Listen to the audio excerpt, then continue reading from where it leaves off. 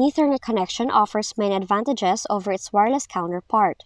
However, when it stops working, here are some possible solutions you can try. Firstly, run the network adapter troubleshooter. In order for you to do that, open Settings, click System, scroll down to Troubleshoot, select Other Troubleshooter, then click Run for the internet connections to launch the troubleshooter. Then, try to apply the suggested fixes.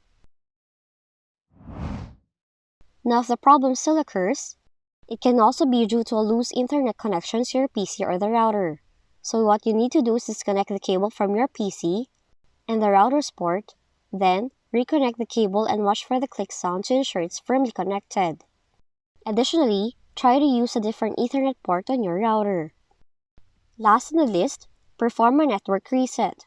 Do it by opening Settings, go to Network and Internet, click Advanced Network Settings, scroll down to More Settings, click Network Reset, and select Reset Now. Now after resetting the network, you must restart your PC to apply the changes. And that's how to troubleshoot your Ethernet connection not working on your Windows 11 computer. If you found this video helpful, kindly like and subscribe. You may also click and turn on the notification bell so you can be notified from whenever we release new videos.